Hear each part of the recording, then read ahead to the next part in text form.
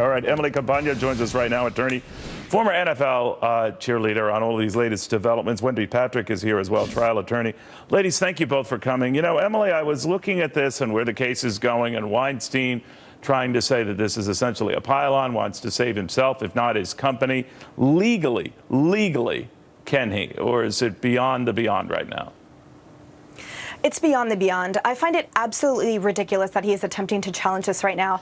Now, it's true that California courts especially are loath to find contracts invalid. They do want to preserve it intact. However, they're not going to find their support behind a preservation of something that is essentially a crooked intent. Here, that clause to protect him essentially would render him immune to anything short of an indictment or charges. He's arguing here, oh, there were no allegations post-2015, but that's totally irrespective of the fact that the board can terminate him for intentional misconduct. Now, granted, it could go to a mediator or an arbiter, but no one is going to find in his favor because, again, the intention was to render him immune, essentially, from these illegal allegations. That's totally corrupt, and the courts will not stand for it. You know, when I was talking to a lawyer over the weekend, it was telling me his argument will be that he didn't do anything as extreme. That's he's going to say that have been even the rape allegations, but that what he did and you know, trying to pick up women and all the rest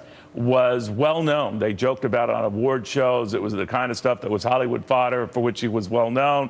Nothing was really new here, and all of a sudden they're piling on here unfairly, unjustly. Does he have a legal argument to make here? Because it's so difficult proving a lot of this stuff.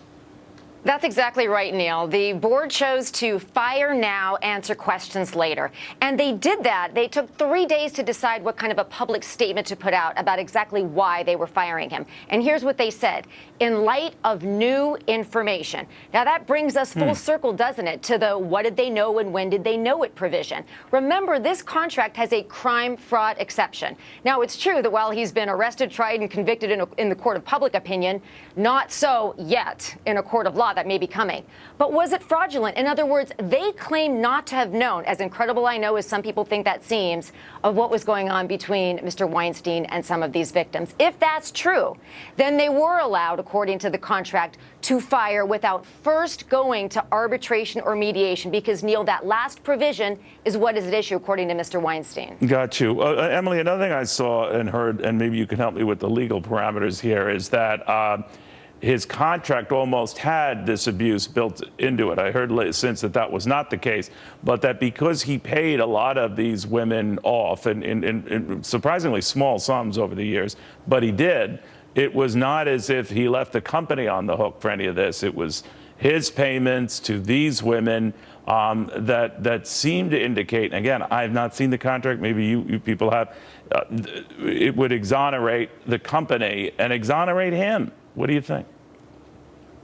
Well, there are a few arguments here. So first, in the state of California, if there is intentional misconduct on the part of a board member, then he can be held personally liable in addition to professionally liable. So you're right that the board might be able to argue that separation and that they took the steps of mitigation of terminating him. But the counter to that is that the HR department of the Weinstein Company investigated 2 of those settlements alone. So that goes to what Wendy was saying, where it might not be as plausible that they have this deniability. However, if they did reasonably rely on a false statement on his behalf that he made to them concerning these payments, then yes, they do have a case that they were materially misled and thus it led to fraud. But the bottom line is the company's assets have totally tanked. We're headed for a fire sale. So all of them are basically on the hook. And in terms of his contribution to it, he is the one that's on the hook personally for the decimation of its assets. And he is the very definition of the company. So out or in, I mean, exactly. It means the company's future is problematic.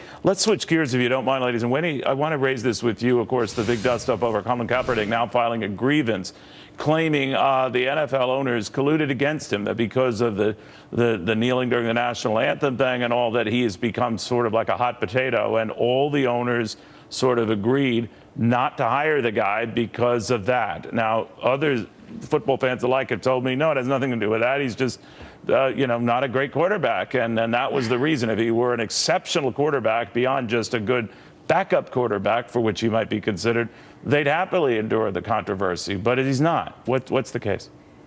Well, Neil, you're right. You call him a hot potato. He is a radioactive hot potato right now.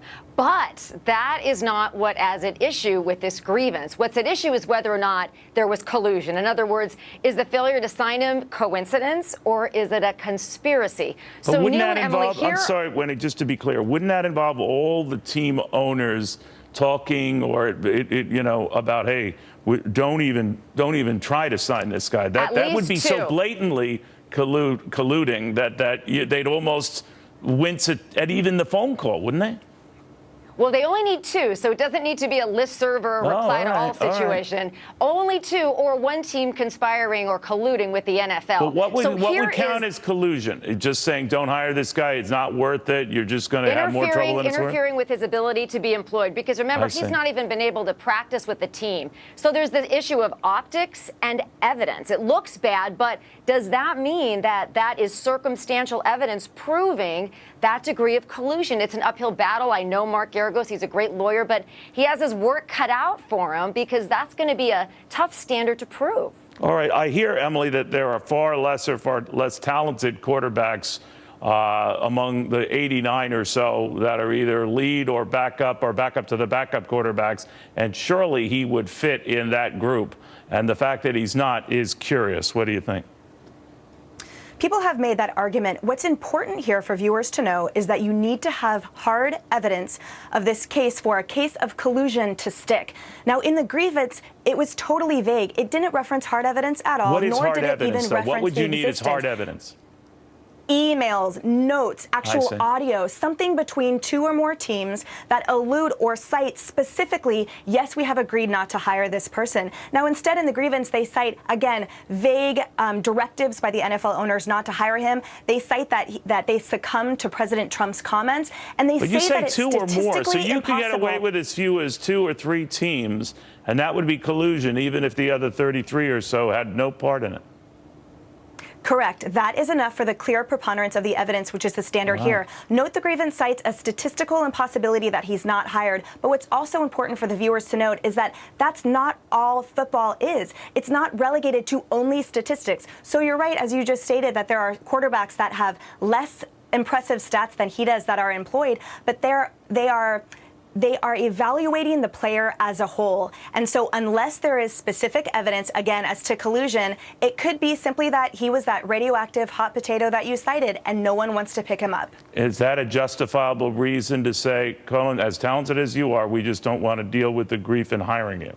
What do you think, Wendy? Neil, Absolutely. it is if you've got Owners, the teams. Okay, Wendy first. If you've got the teams acting on their own, and that's the issue here, and Emily raises all the right points, is if the teams came to that decision of their own accord without consulting or agreeing is what you'd need with the other teams, it's all good, even though he hasn't been hired. Emily?